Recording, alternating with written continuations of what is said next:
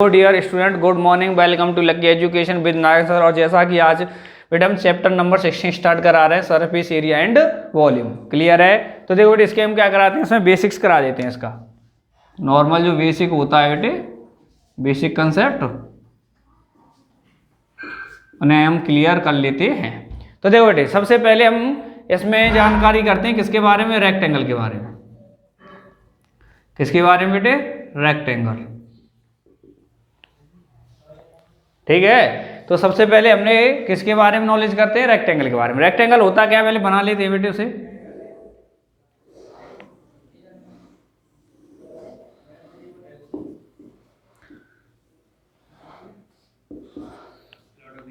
यही होता है, हमने मान लिया रेक्टेंगल, रेक्टेंगल बना दिया, ABCD बना दिया। तो अब क्या करते हैं बेटे, इसकी प्रॉपर्टी के बारे में देख लेते हैं। प्रॉपर्टी क्या होती है, प्रॉपर्टीज। तो देखो बेटे, फर्स्ट प्रॉपर्टी इसके बारे में पढ़ते हैं। फर्स्ट प्रॉपर्टी इसकी क्यों पढ़ रहे हैं बेटे, वो हम आगे बता देंगे आपको क्यों इसके बारे में नॉलेज ले रहे हैं। क्योंकि बेटे इसी से रिलेटेड है इसमें कुछ। इसमें चैप्टर नंबर 16 में हम Q1 कीवर्ड पढ़ेंगे, तो वो हमारे स्क्वायर और रेक्टेंगल से रिलेटेड है, इसलिए इनकी थोड़ी बेसिक नॉलेज ले लेते हैं। तो देखो बेटे, क्या है प्रॉपर्टीज। प्रॉपर्टीज में हमने पढ़ा है कि इसकी अपोजिट साइड्स कैसी होती हैं, इक्वल। कैसी होती हैं? इक्वल होती हैं।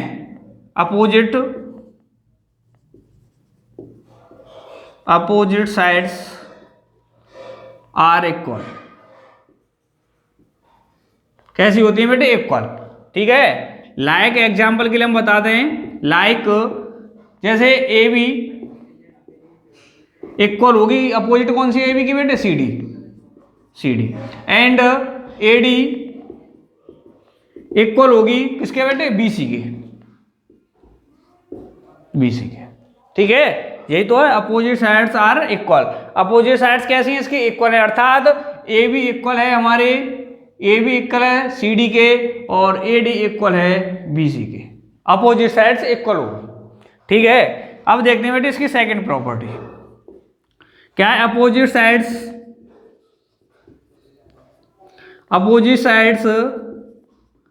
Are parallel. ठीक है, और अपोजिट साइड्स कैसी होती हैं आपस में? पैरेलल भी होती हैं। तो हम लिख सकते हैं एग्जांपल के लिए बेटे, लाइक कि AB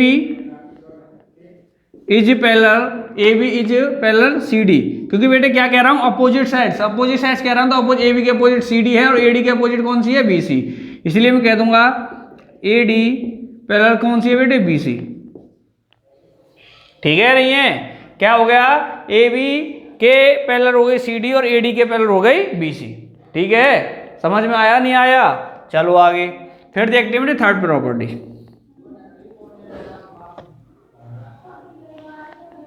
both diagonal are equal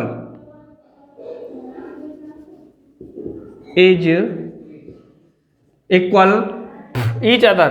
क्या है बेटे? Both diagonal is equal each other, एक दूसरे के इक्वल होते हैं। जैसे मैं अभी इसमें बना दूं बेटे डायगोनल,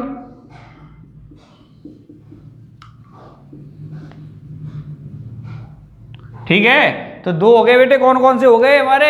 एक तो हो गया AC और एक हो गया BD। तो क्या हो गए बेटे, लाइक कौन कौन से हो गए बेटे? AC इक्वल हो गया BD के। किसके बेटे? BD के। तो ये समझ में आए बेटे? अभी तक नहीं आए? क्लियर है? और क्या करते हैं, और ये क्या करते हैं बेटे, हमारे यहां तक आ गए। और ईच एंगल कितने का होता है बेटे? 90 का। और इसका फोर्थ लिख देते हैं, इसका ईच एंगल कितने का होता है? 90 का। अर्थात मैं कह सकता हूं बेटे, बिना लैंग्वेज के लिख देता हूं, एंगल A इक्वल है एंगल B इक्वल है एंगल C इक्वल है एंगल D इक्वल 90। वैसे इस कंसेप्ट, इन दोनों कंसेप्ट का कोई बेटे मीन नहीं है, बस इनका ही है। क्या है? ये दोनों जो प्रॉपर्टी लिखाई है पहली, बस इनको ही यूज में लेना है, इनका है नहीं। लेकिन फिर भी नॉर्मल बता देता हूं आपको कि वो था डायगोनल्स कैसे होते हैं, इसके इक्वल होते हैं। और ईच एंगल्स कितने का होता है? इक्वल, अर्थात 90 का होता है। ईच एंगल कैसे होते हैं? 90 के होते हैं, अर्थात आपस में इक्वल भी होते हैं। और कितने के होते हैं बेटे? 90 के। ये हो गया बेटे हमारा क्या? रेक्टेंगल। क्या हो गया, रेक्टेंगल। अब पढ़ते हैं बेटे हम स्क्वायर के बारे में। किसके बारे में, स्क्वायर के बारे में। तो देखो बेटे स्क्वायर के बारे में, ठीक है। तो देखो बेटे इसे नाम दे देते हैं कोई P Q R S और इसके डायगोनल कर देते हैं, ठीक है। तो देखो बेटे इसकी क्या करेंगे, प्रॉपर्टीज है।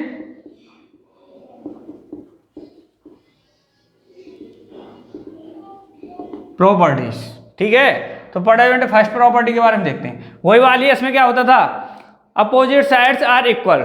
इसमें क्या है बेटे, सभी की स्क्वायर में क्या होती है, सभी की सभी साइड कैसी होती हैं, इक्वल होती हैं। अर्थात तो मैं लिख सकता हूं कि पी क्यू इक्वल है क्यू आर के, इक्वल है आर एस के, इक्वल है पी एस के। तो चारों साइड्स कैसी हो गई बेटे, आपस में इक्वल हो गई। और इसमें कैसे होती है, रेक्टेंगल में अपोजिट साइड्स इक्वल होती हैं, ठीक है। सेकंड क्या है बेटे कि इसकी अपोजिट साइड्स कैसी होती हैं, आपस में पैरेलल होती हैं। जो इसमें होती है रेक्टेंगल में वो इसमें होती है, अर्थात अपोजिट साइड्स कैसी होती हैं, पैरेलल। इसके पैरेलल ये हो गई बेटे, इसके पैरेलल ये हो गई। तो देखो बेटे क्या है, ये साइन लगाते नहीं बेटे, ये साइन इक्वल वाले में आते हैं। किस में आते हैं, इक्वल वाले में। तो देखो बेटे क्या हो गई, हमारे पी क्यू के पैरेलल हो जाएगी line S R and S P के पैरेलल हो जाएगी हमारी आर क्यू, ठीक है। अपोजिट साइड्स कैसी होती हैं, पैरेलल होती हैं, जो कि इसमें भी होती हैं। फिर है बेटे इसके डायगोनल्स, इसके डायगोनल्स भी कैसे होते हैं बेटे, इक्वल होते हैं और एक दूसरे को क्या परपेंडिकुलर बाइसेक्ट करते हैं। क्या करते हैं बेटे, परपेंडिकुलर बाइसेक्ट करते हैं। और इसके क्या करते हैं बेटे, एक दूसरे को ओनली बाइसेक्ट करते हैं। परपेंडिकुलर बाइसेक्ट नहीं, रेक्टेंगल में बाइसेक्ट करते हैं और इसमें परपेंडिकुलर बाइसेक्ट करते हैं। तो देखो बेटे थर्ड वाला क्या हो जाएगा, दोनों के जिसके डायगोनल्स कैसे होते हैं, इक्वल होते हैं। अर्थात मैं लिख सकता हूं कि पी आर इक्वल हो जाएगा एस क्यू के। क्या हो गया, पी आर इक्वल हो गया एस क्यू के। और फोर्थ वाला वही है बेटे, इसके सभी के सभी एंगल्स आपस में इक्वल एंड 90 के होते हैं। Angle P, angle Q, angle R, angle S equal कितने का होता है बेटे, 90 का। समझ में आया, नहीं आया, आ गया। फिर भी रिपीट करता हूं, ओनली बेटे ये मोस्ट हैं, इंपोर्टेंट हैं ये वाले, इनका ही यूज करेंगे। यूज भी कुछ नहीं है, बस ओनली एक सहारा लेते हैं नॉर्मली, ठीक है। तो देखो बेटा अब इनके फॉर्मूले देख लेते हैं। इसके फॉर्मूले देखते हैं। इसका क्या है, area of rectangle, area of rectangle. मान लो इसकी लेंथ कितनी है बेटे L और इसकी विड्थ कितनी है बेटे B। क्या है, लेंथ L है और विड्थ कितनी है B। तो एरिया ऑफ रेक्टेंगल कितना हो जाता है, L इंटू बी, अर्थात लेंथ इंटू विड्थ, यही होता है। और बेटे फिर है सेकंड देखते हैं बेटे इसकी पेरीमीटर, पेरीमीटर ऑफ रेक्टेंगल, ठीक है। तो वो क्या होता है, वो होता है बेटे, हमेशा याद रखना, मैं पहले भी बता चुका हूं शायद, हमेशा याद रखना आपके पास कैसा भी फिगर हो उसकी सभी ऑल साइड्स, उसकी सभी साइड्सों को मेजरमेंट कर लो, नाप लो, उनका सम कर दो, वही क्या होता है। जैसे मैं कह दूं बेटे ये मेरे पास कोई फिगर है, तो यहां से स्टार्ट हो, इसको ये साइड दे रखी होगी, ये दे रखी होगी, ये दे रखी, ये दे रखी, तो इन चारों का क्या कर दो बेटे, सम कर दो। जो सम होता है वही क्या होता है बेटे, इसका पेरीमीटर होता है। यही नहीं कि यही वाला हो सकता है आपका ये वाली हो, तो मैं कहूँ इसका पेरीमीटर निकालो, तो बेटे बस मैंने एक ही चीज कह रखा है कि इसमें जितनी भी साइड है उन सभी साइडों को क्या कर दो, सम कर दो, वही उसका क्या होता है, पेरीमीटर होता है। अर्थात मैं कह सकता हूँ कोई सा भी फिगर हो उसकी सभी की सभी बाउंड्री, बाउंड्री तो होती है, इनको बाउंड्री कह लो एक तरह से, जो उसकी जो सभी की सभी बाउंड्री होती है उनका सम कर दो, वही क्या हो जाता है, उसका पेरीमीटर हो जाता है। तो देखो बेटे मैं यहाँ से स्टार्ट करूँगा, ऐसे क्या करना, सम करना। तो करते करते करते करते कहाँ पर आ गया, यहीं पर आ गया, यूँ चला और यहाँ पर आ गया। तो बेटे इन सभी का सम ही क्या होता है, पेरीमीटर। ऐसे ही देखो बेटे अपोजिट साइड्स इक्वल हैं, ये L है तो ये भी L है, ये B है तो ये भी B है, तो चारों को क्या करना है, सम करना है, वही तो पेरीमीटर हो जाएगा। तो देखो L B, तो देखो क्या हो जाएगा, L प्लस B और L प्लस B। तो मैं क्या लिख सकता हूँ इसे बेटे, 2L प्लस 2B तो क्या कर सकता हूँ, 2 कॉमन आ रहा है इनमें से, 2 कॉमन ले लेंगे तो क्या बन जाता है पेरीमीटर हमारा, क्या बन जाता है एल प्लस बी, 2 ब्रैकेट में एल प्लस बी, तो ये हो जाता है बेटे हमारा पेरीमीटर ऑफ रेक्टेंगल। ठीक है, तो देखो बेटे अब इसमें देखते हैं, ये दोनों फॉर्मूले हो गए इसके, ऐसे इसके देखते हैं स्क्वायर के, तो क्या एरिया ऑफ स्क्वायर, तो देखो बेटे इसमें क्या है, मैं इसकी लेंथ जो इसकी साइड है वो मान लेता हूं बेटे ए, और सभी साइड्स कैसी हो जाएंगी बेटे ए, क्योंकि इसकी सभी की सभी चारों की साइड्स आपस में कैसी होती हैं, इक्वल होती हैं, इसलिए एक साइड को मैंने ए मान लिया है, तो सभी की सभी साइड कैसी हो गई इसकी ए हो गई। तो देखो बेटे area of rectangle, area of rectangle क्या था एल इंटू बी, क्या था एल इंटू बी, तो उसकी साइड क्या है बेटे, लेंथ कितनी है ए है, और स्क्वायर में विड्थ भी कितनी होती है ए, क्योंकि चारों साइड्स कैसी आपस में इक्वल है, तो मैं क्या कर रहा हूं ए इंटू ए, तो एरिया ऑफ स्क्वायर क्या आ जाता है ए इंटू ए हो जाता है, ए का स्क्वायर, हुआ नहीं हुआ, ठीक है। फिर उसके बाद हम देखते हैं बेटे क्या पेरीमीटर, पेरीमीटर ऑफ स्क्वायर, तो बेटे वो ये सभी की सभी साइडों का सम ही क्या होता है पेरीमीटर, और सभी की सभी साइड क्या है इसमें ए है, ये भी ए है, ये भी ए है, ये भी ए है, ये भी ए है, तो ए प्लस ए प्लस ए प्लस ए, तो कितना हो गया बेटे 4a, कितना हो गया 4a, तो ये हो गए बेटे इसके फॉर्मूले, और ये हो गए इसके, रेक्टेंगल का एरिया हो गया लेंथ इंटू विड्थ, पेरीमीटर हो गया रेक्टेंगल का 2 ब्रैकेट में L plus B, area of square हो गया ए स्क्वायर, और पेरीमीटर ऑफ स्क्वायर हो गया 4a। किसी को कोई प्रॉब्लम तो नहीं है, आगे समझ में आता है बेटे दोनों की जो प्रॉपर्टी है, ठीक है। ओनली बेटे नॉर्मल बता दिए, पूरी नहीं बताई है, जो थोड़ी यूज में आएंगी। वैसे मोस्ट इंपोर्टेंट जो आपकी यूज में है ये फॉर्मूले यूज में लेने हैं और कुछ नहीं, ठीक है, समझ में आया, तो करो बेटे नोट करो फिर से। तो देखो बच्चों यहाँ तक बेटे आपको रेक्टेंगल और स्क्वायर के बारे में बता दिया, ठीक है, नोट कर लिया होगा, नहीं किया होगा तो बेटे क्या है पीछे करके इसे आपको क्या करना है स्टॉप लगा के इसे आपको नोट कर लेना। तो देखो बेटे अब करते हैं चैप्टर में जिस के बारे में हमें नॉलेज लेनी है या जिस के बारे में हमें आगे बढ़ना है। तो सबसे पहला आपका 16.1 क्या है बेटे हमारे पास 16.1। तो 16.1 के बारे में बात कर रहे हैं। इसमें बेटे सबसे पहली जो हेडिंग है वो है क्यूबॉइड। क्या है बेटे क्यूबॉइड, जिसे हिंदी में कहते हैं बेटे हम घनाभ। क्या कहते हैं बेटे घनाभ। क्यूबॉइड है क्या, तो देखो बेटा क्यूबॉइड है बेटे, आपके घर में आपने संदूक देखी है ना, संदूक जो होती है वही होती है बेटे क्या क्यूबॉइड। संदूक को ही बोलते हैं बेटे क्यूबॉइड।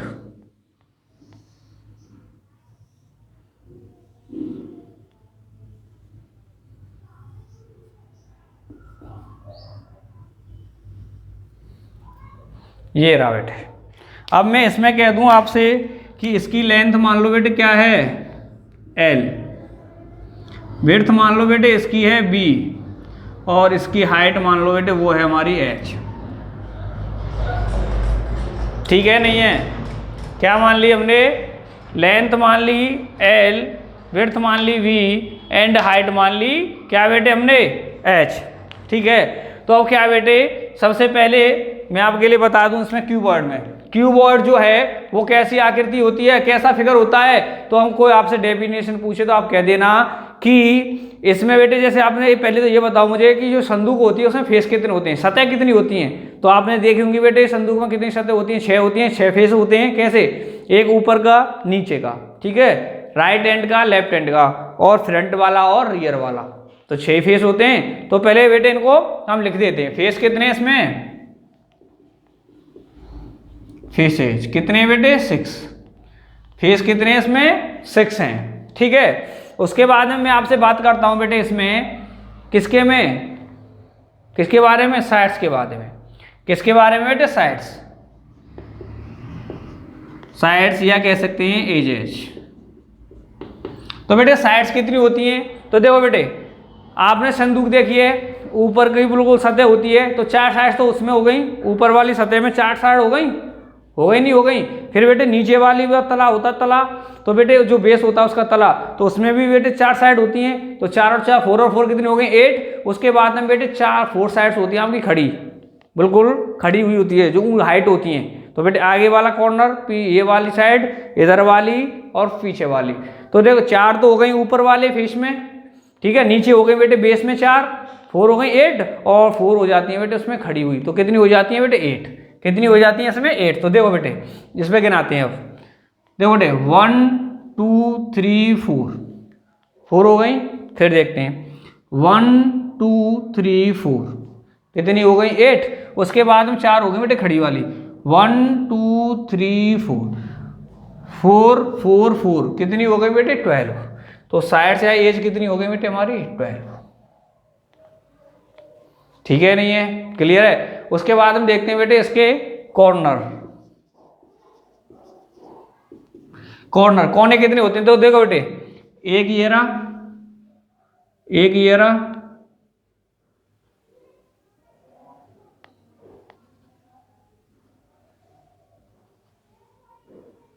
तो कितने दिख रहे हैं बेटे आपको 1 2 3 4 5 6 7 8।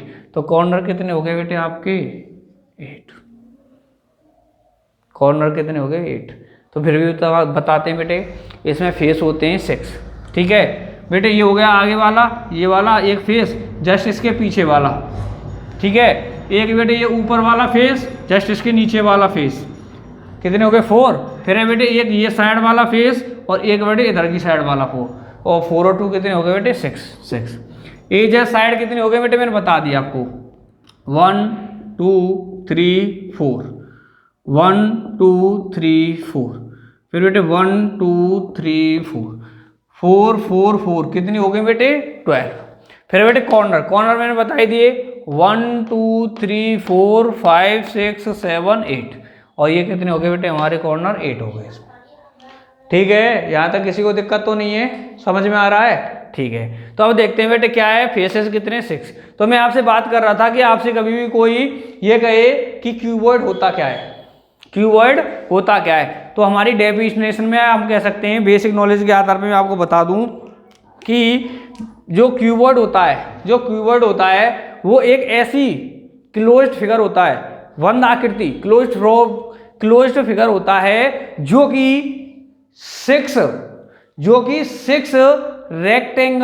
रेक्टेंगल फेसों से मिलकर बना होता है। इसका प्रत्येक फेस कैसा होता है बेटे रेक्टेंगुलर होता है।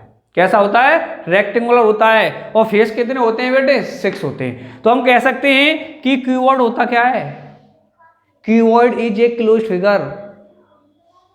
Figure which is became rectangle 6 faces, जो रेक्टेंगल के आकार की 6 फेसों से मिलकर बना हुआ होता है उसी को कहते हैं बेटे क्या क्यूबॉइड। क्या कहते हैं बेटे क्यूबॉइड। हमेशा याद रखो क्यूबॉइड एक संदूक के आकार का होता है, और जो संदूक में प्रत्येक फेस होता है वो कैसा होता है रेक्टेंगल का आकार का, क्योंकि लेंथ और विड्थ दोनों कैसी होती हैं उसमें अलग अलग होती हैं। तो देखो बेटे अब पढ़ते हैं आगे से आगे। तो क्या है इसके बारे में सबसे पहले निकालते हैं फर्स्ट फॉर्मूला। क्या कर लें बेटे total surface area, total surface area of cuboid. तो बेटे टोटल से ही नाम से पता पड़ रहा है आपको, टोटल का मतलब है इस पूरे के पूरे का जो हमारे लिए फिगर है क्यूबॉइड, ये फिगर दे रखा है, फिगर ही होता है जो हमारे लिए फिगर है क्यूबॉइड बेटे, इसके पूरा टोटल अर्थात पूरे का एरिया, पूरे होल का। ठीक है, तो देखो बेटे इसमें क्या है बेटे फेस कितने थे बेटे इसमें 6, तो इसका मतलब है कुल टोटल 6 फेस हैं, तो 6 फेसों का जो एरिया होगा उन सभी का सम ही क्या हो जाएगा टोटल हो जाएगा। तो देखो बेटे अब मुझे बताएंगे, पहले मैं इस फ्रंट वाले फेस का एरिया निकाल लेता हूं, क्योंकि बेटे कैसे निकालेंगे, ये कैसा है फेस, प्रत्येक फेस कैसा है इसमें बेटे रेक्टेंगुलर आकार है, कैसा है रेक्टेंगल है, तो इसका फर्स्ट फेस का निकालेंगे तो रेक्टेंगल वाले फॉर्मूले से निकालेंगे। तो देखो बेटे ये फर्स्ट वाला फेस, ये वाला फेस, तो इसमें बात नहीं कर रहे हैं। तो देखो बेटे इसकी लेंथ कितनी हो गई L, और इसकी बेटे ये विड्थ क्या है, देखो बेटे ये भी एक क्या बनना है, ये भी एक क्या बनना है, रेक्टेंगल बनना है। जब रेक्टेंगल की ये साइड H है तो ये वाली साइड भी कितनी है, H ही होगी, क्योंकि अपोजिट साइड से रेक्टेंगल में कैसी होती है, इक्वल। तो बेटे ये H है तो ये भी कैसी हो गई, H। तो देखो बेटे अब मैं निकाल रहा हूं इस वाले फेस की। तो देखो बेटे लेंथ कितनी है इसकी L है, और विड्थ कितनी है बेटे इसकी H, क्योंकि इसी के इक्वल तो होगा ये। तो इसका फर्स्ट वाले फेस का एरिया कितना हो गया बेटे, L इंटू बी, यही तो होता है। तो L इंटू बी का काम क्या कर रहा है बेटे, H। भाई ये वाली साइड इसी के इक्वल तो है, ठीक है नहीं है। तो फर्स्ट क्या हो गई हमारी, L into B, sorry L into H। Clear है बेटे। अब मुझे एक चीज बताओ, संदूक जो होती है, जैसे मैंने फ्रंट का एरिया निकाल दिया L इंटू H निकाल दिया, तो अब मुझे एक चीज बताओ कि जो इसका जो आगे वाला फ्रंट है, फ्रंट वाला फेस है, बिल्कुल सेम इक्वल में पीछे वाला जो रियर वाला फेस है वो होगा नहीं होगा? ऐसा तो नहीं है संदूक आगे से ऐसे और पीछे से ऐसी हो, नहीं है ना। अर्थात जो आगे वाला फ्रंट है बिल्कुल सेम ही उसी के टाइप में बना हुआ पीछे वाला फेस होता है, रियर वाला फेस होता है, वो नहीं होता है। तो इसका मतलब है जो एरिया फ्रंट वाले का वही पीछे वाले का हुआ, अर्थात दूसरे वाले का, जिससे रियर वाले का फेस का आ गया बेटे L इंटू H। आ गया नहीं आ गया, चलो प्लस, ठीक है नहीं है। अब देखते हैं बेटे इस वाले फेस का, राइट हैंड वाले को, संदूक के राइट हैंड वाला फेस होता है ना इधर वाला, उसको देखते हैं बेटे। ये रहा। तो देखो बेटे इसकी जो लेंथ है वो कितनी है B, और इसकी जो विड्थ है वो कितनी है H। तो क्या हो गया बेटे इसका एरिया L इंटू बी, अर्थात B इंटू H। हो गया नहीं हो गया राइट हैंड साइड का। तो वही वाली बात है, जैसा इसका राइट हैंड साइड होता है वैसा ही उसका क्या होता है, लेफ्ट हैंड साइड होता है। तो देखो बेटे लेफ्ट हैंड साइड इधर की वाले की भी क्या हो गई बेटे, प्लस में B इंटू H। तो बेटे हमारे पास 4 फेसेस की हो गई, अभी 2 फेसेस और बचे। तो 2 फेसेस कौन से बेटे, अपर वाला और नीचे बेस वाला, ये है ना। तो देखो अपर वाला, तो देखते हैं बेटे ये वाला है ऊपर वाला। तो देखो ये वाली जो साइड है, ये वाली साइड तो इसके बराबर हो गई, क्योंकि ये क्या है, आगे वाला फेस एक रेक्टेंगल है, जितना ये है उतना ये होगा। तो ये कितना हो गया बेटे L। अब देखते हैं बेटे इसे वाले, तो बेटे इस वाले फेस से देखेंगे तो ये वाली साइड किसके बराबर है, इसके, तो किसके बराबर है, ये B के। किसके बराबर है, B के। तो देखो बेटे ऊपर वाला फेस है उसका एरिया कितना हो जाएगा, L इंटू बी। ऊपर वाले का कितना हो गया, L इंटू बी। इसी के इक्वल में बेटे बेस बना हुआ है, तो बेस का भी बिल्कुल सेम होगा। तो बेस का भी हो गया बेटे L इंटू बी। तो 6 फेसेज आ गए बेटे हमारे पास, 1 2 3 4 5 6 आ गए नहीं आ गई।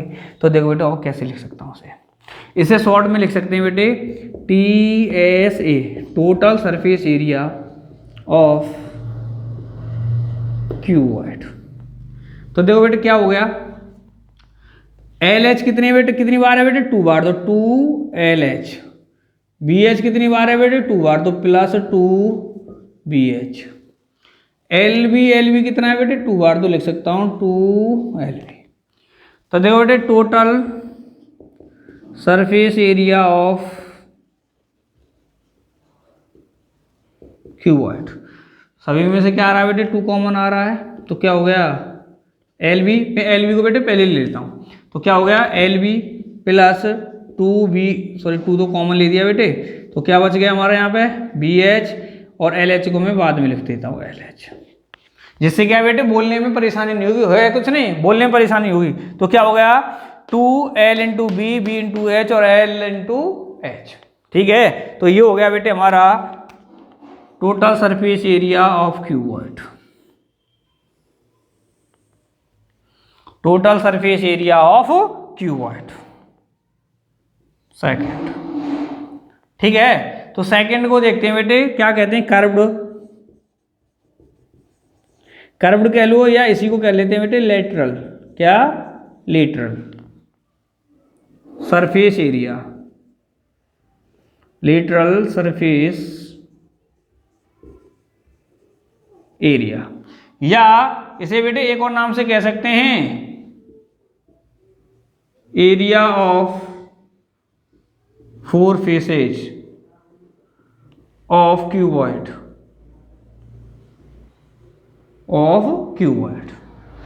ठीक है नहीं है। तो क्या हो गया बेटे, समझ में आया। तो ये क्या कह रहा है कि कर्व्ड सरफेस एरिया, या कह लो लेटरल सरफेस एरिया, या कह लो area of 4 faces of cuboid, ये एक ही चीज है। क्यों है, तो एक चीज बताऊं मैं, कर्व्ड सरफेस एरिया लेटरल का मतलब होता है बेटे कोई सा भी फिगर सही कैसा भी, सभी के लिए होता है ये जो मैं बता रहा हूं आपको कि कर्व्ड और लेटरल का मतलब होता है कैसा भी फिगर है हमारे पास, उसकी अपर वाली साइड, अपर वाले फेस के, अपर वाले फेस और बेस वाले फेस को छोड़ करके जो बीच में जितने भी फेस होते हैं, बीच में जितने भी फेस होते हैं उनका एरिया ही क्या कहलाता है, कर्व्ड या लेटरल कहलाता है। दोबारा रिपीट करता हूं कि कर्व्ड का या लेटरल का मतलब होता है कैसा भी फिगर है हमारे पास, उसकी ऊपर वाली साइड को छोड़ दो, नीचे वाली साइड को छोड़ दो, बस उसके जो बीच बीच में जितने भी फेस बच रहे हैं, जितने भी हमारी फेस हैं, उन सभी का एरिया ही क्या कहलाता है, कर्व्ड। तो देखो बेटे हमारे किसमें, क्यूबॉइड में देखेंगे, किसमें देखेंगे बेटे, क्यूबॉइड में। जब मैंने बेटे ऊपर वाला फेस छोड़ दिया, ये नीचे वाला फेस छोड़ दिया, तो कितने फेस बचेंगे, ये बेटे आगे वाला फ्रंट और रियर, दो हो गए फ्रंट और रियर, एक राइट हैंड और लेफ्ट हैंड, तो कितने बच गए बेटे, 4 फेस। कितने हो गए, 4 फेस। तो हमारा जो कर्व्ड है बीच बीच वाला एरिया, कितने फेस हैं एरिया में, इसमें 4 फेसों का एरिया, तो हमने कह दिया है area of 4 faces of cuboid. ठीक है, तो देखो बेटे मैं क्या कर लेता हूं, चारों का ले लेता हूं, यहां से बेटे 4 फेसों का ले लेता हूं, ये रहे। ठीक है, हमने ऊपर वाला नीचे वाला तो छोड़ ही दिए, तो ओनली 4 फेसों का एरिया ही तो होता है कर्व्ड सरफेस एरिया। तो देखो बेटे कौन से हो गए, 2LH, LH तो कितना आ गया बेटे, 2LH, और BH कितना आ गया बेटे, 2BH।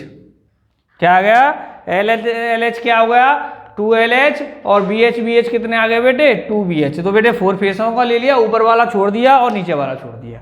तो देखो बेटे क्या लिख सकता हूं इसे मैं लिख सकता हूं कर्व्ड को CSA, curved surface area of cuboid. Clear है, किसी भी नाम से कह सकते हैं, कर्व्ड सरफेस एरिया कह सकते हैं, लेटरल सरफेस एरिया कह सकते हैं, या area of 4 faces of cuboid कह सकते हैं। तो देखो बेटे इनमें से क्या आ रहा है, 2 कॉमन आ रहा है, तो 2 कॉमन ले दो, क्या हो गया बेटे, LH प्लस BH। क्या आ गया, LH प्लस BH। ठीक है, और देखो बेटे एक और चीज, इसमें तो मेरे H भी कॉमन आ रहा है, तो मैं H को भी कॉमन ले दूं साथ ही साथ में। तो देखो बेटे H को भी ले लेता हूं, इन दोनों में से मैंने H ले दिया, तो इधर बच गया बेटे B, और बाहर निकाल दिया मैंने H। क्लियर है, मैंने क्या कर दिया, 2 उनमें से कॉमन ले दिया इधर, और H ले दिया इधर की साइड में, तो क्या बच गया, इधर बच गया L, इधर बच गया B, तो मैं लिख दिया 2L प्लस B और H। ये हो गया बेटे कर्व्ड सरफेस एरिया, या कह सकते हैं एरिया ऑफ 4 फेसेज। ठीक है, तो देखो बेटे अब आगे और करके मैं इसे और लिख देता हूं बेटे, और करके लिख सकता हूं मैं इसे। तो देखो बेटे क्या हो जाएगा, curved surface area of cuboid. क्या है, curved surface area of cuboid. तो देखो बेटे क्या हो जाएगा, 2L plus B, 2L plus B, यहां से लेकर के यहां तक, इसे क्या कहते हैं बेटे, पेरीमीटर ऑफ रेक्टेंगल कहते हैं, नहीं कहते हैं, इसलिए मैंने रेक्टेंगल के फॉर्मूले कराए थे। 2L प्लस B क्या होता है, पेरीमीटर ऑफ रेक्टेंगल। तो मैं इसकी जगह पे लिख सकता हूं क्या, पेरीमीटर ऑफ रेक्टेंगल,